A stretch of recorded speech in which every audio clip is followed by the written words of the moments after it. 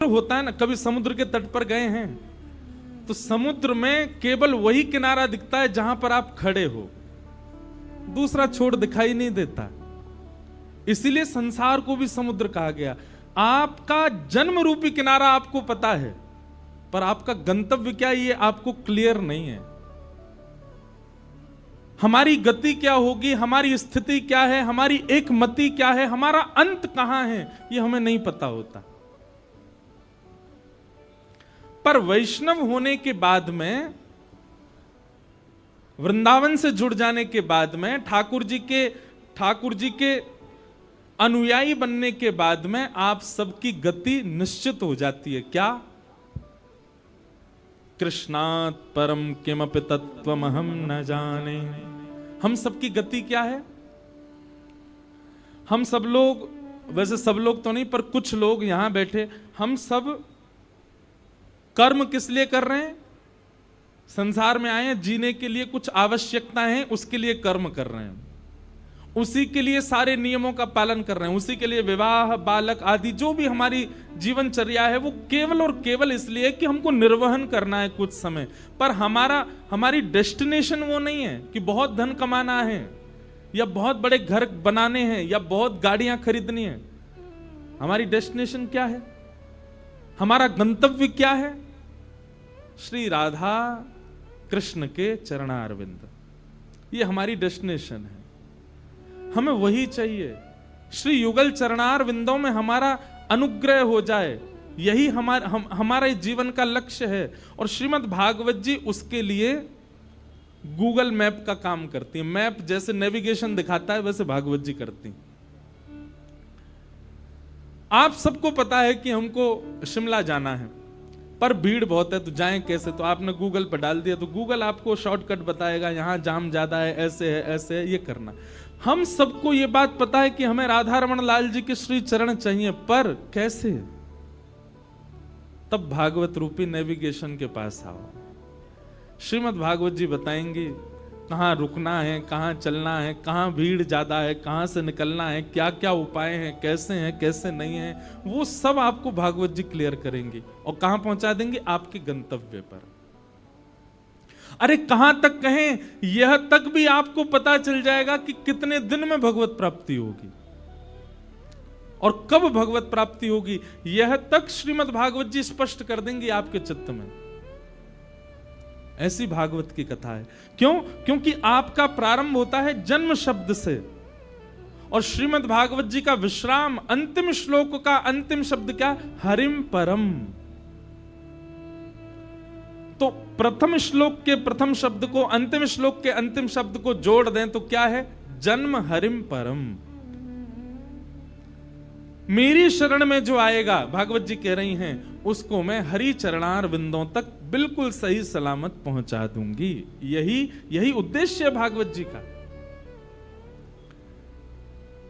श्रीमद् भागवत सुनने कराने के पीछे और कोई उद्देश्य नहीं होना चाहिए आपका, यही उद्देश्य हो,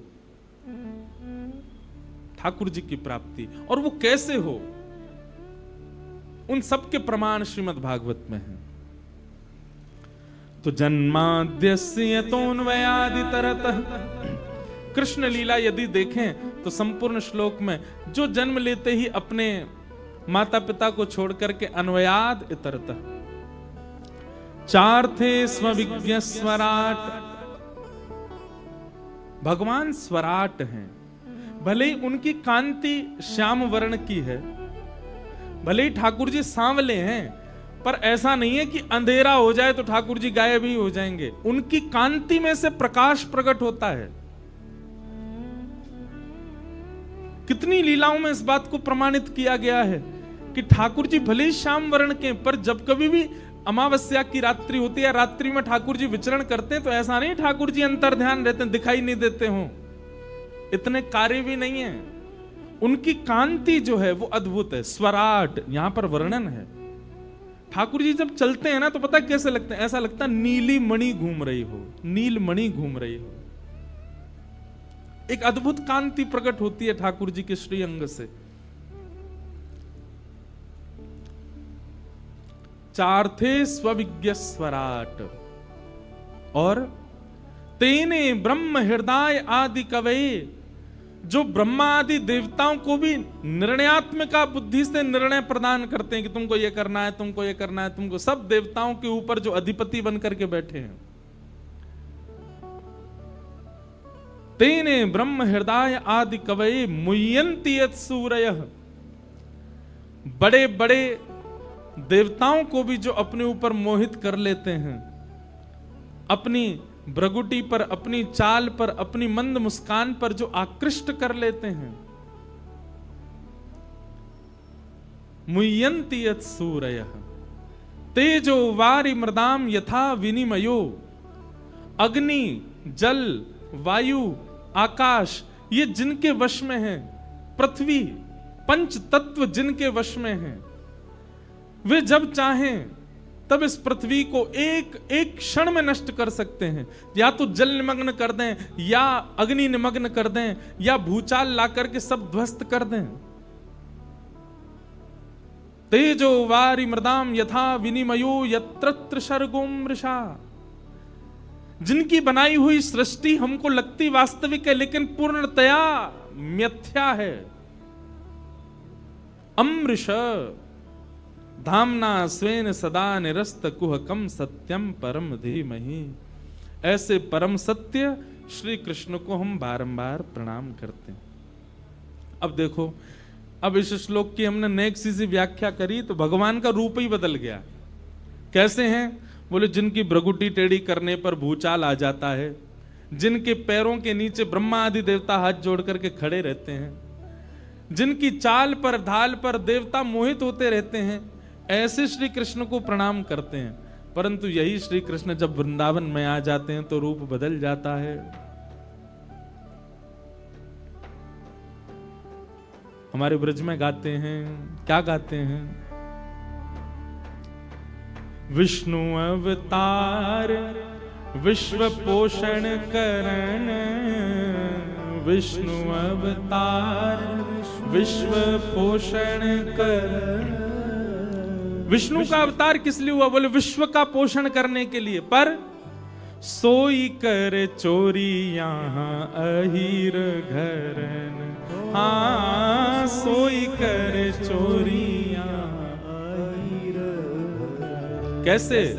निज प्रभुता विसार, निज प्रभुता विसार, निज प्रभुता विसार, प्रभुता विसार। हाँ भैया, प्रेम नदिया की सदा उल्टी बहे धार, कौन पावे आपको पार। प्रेम नदिया की सदा उल्टी बहे धार, अरे कौन पावे आपको पार। प्रेम नदिया की सदा उल्टी बहे धार, कौन पावे आपको पार।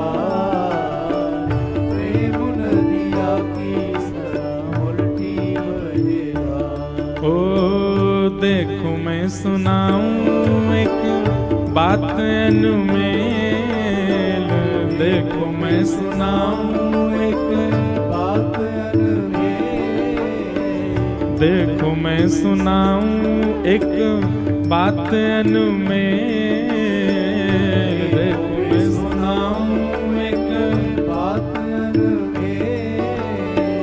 ब्रह्म निराकार रहो गोकुल में खेल, हाँ ब्रह्म निराकार गोकुल में खेल। ओ ब्रह्म निराकार रहो गोकुल में खेल, हाँ निराकार गोकुल में खेल। ओ नंद यशोदा के द्वार, यशोदा के द्वार, नंद यशोदा के द्वार, यशोदा के द्वार। ओ प्रेम नदिया की सदा उल्टी बहे धार, कौन पावे आँखों पार।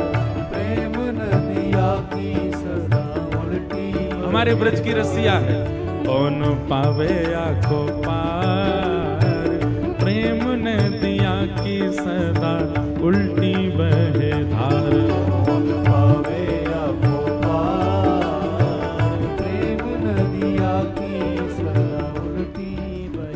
जी गए कहां? ब्रजमंडल। गोपियां सब घेर बना के बैठी हैं, बीच में किशोरी जी बैठी हैं। उद्धव जी उनके सामने जाकर के कहने लगे, आप जिनके, सब लोग बहुत ध्यान सुनो, इधर देखो।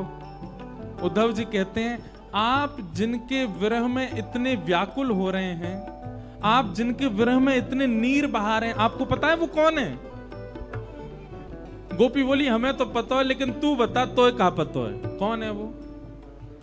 बोले, वो निर्गुण निराकार पर ब्रह्म है, उनका कोई गुण नहीं है, उनका कोई आकार नहीं है, वो जगत नियंता जगदाधार हैं, तीनों लोकों के स्वामी हैं, वो साक्षात पर ब्रह्म भगवान हैं। आप उनके रूप को समझिए। खंबायु अग्निम सलिलम महिम च ज्योतिम से सत्वानि दृशो द्रुमादीन यत सरित समुद्रांश हरे शरीरम यत किंच भूतम प्रणमेत अनन्यम। उद्धव जी महाराज ले अपनी वेदों की ऋचाओं को खोल खोल करके गोपियों के सामने धर रहे हैं। आप जिस परम ब्रह्म को याद कर करके इतनी व्याकुल हो रही हैं, वो किसी का नहीं है। क्यों? क्योंकि वो किसी का हो ही नहीं सकता, वो निर्गुण निराकार ब्रह्म है।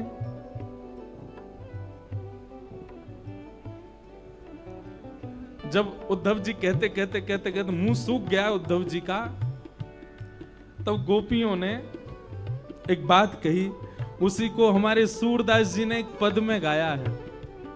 निर्गुण कौन देश को वासी, निर्गुण कौन देश को, निर्गुण कौन देश को वासी। हे उद्धव, जिस निर्गुण के बारे में तुम बोल रहे हो, कहां रहता है? ओ निर्गुण कौन देश को वासी, निर्गुण कौन देश को वासी, निर्गुण कौन देश को वासी, निर्गुण कौन देश को वासी। हे को है जनक जननी, को है जनक जननी, को है जनक जननी, को है जननी। उसके माता पिता कौन है? निर्गुण निराकार ब्रह्म जिसके बारे में तुम हमको सुना रहे हो, उसके माता पिता कौन है? को है जनक जननी, को है जनक जननी, को है जनक जननी, को है हे कौन नार को दासी, हाँ कौन नार को, हे निर्गुण कौन देश को वासी, हाँ निर्गुण कौन देश को वासी। जब उद्धव जी महाराज बोले कि उनके कोई माता पिता नहीं है, वो तो निर्गुण निराकार ब्रह्म है, केवल लीला करने, तभी एक गोपी गई और पतरी सी छड़ी लेकर के आई और छड़ी लेकर के उद्धव के पीछे भागी। तो नंद यशोदा कौन है? देवकी वसुदेव कौन है? ये सब कौन है? अरे जा निर्गुण को तू बखान कर रहा उद्धव, वह निर्गुण के माता पिता नंद यशोदा हैं। तू कैसे कह सके वो निर्गुण निराकार पर ब्रह्म है? और यदि वो निर्गुण निराकार है, काय को हमारे घर की माखन चुरा के खावे, काय को हमारे संग रास रचावे, काय को हमें विरह प्रदान करे? निर्गुण पर ब्रह्म के बारे में आके सुना रहे हमें। हे निर्गुण कौन देश को वासी, हाँ निर्गुण कौन देश को वासी, हो कैसो बरन भेष है, कैसो कैसो बरन भेष है, कैसो बरन भेष है, कैसो बरन भेष है। हे के ही रस अभिलाषी, हाँ के ही रस अभिलाषी, निर्गुण कौन देश को वासी, निर्गुण कौन देश को वासी, निर्गुण कौन देश को वासी, निर्गुण कौन देश को वासी। हे सुनत कौन है रयो है ठगयो, सुनत कौन है रयो, सुनत कौन है रयो है ठगो, सुनत कौन हे सूर सबई मति नाशी, हाँ हाँ सूर सबई मति नाशी, हे निर्गुण कौन देश को वासी, निर्गुण कौन देश को, हाँ निर्गुण कौन देश को वासी, निर्गुण कौन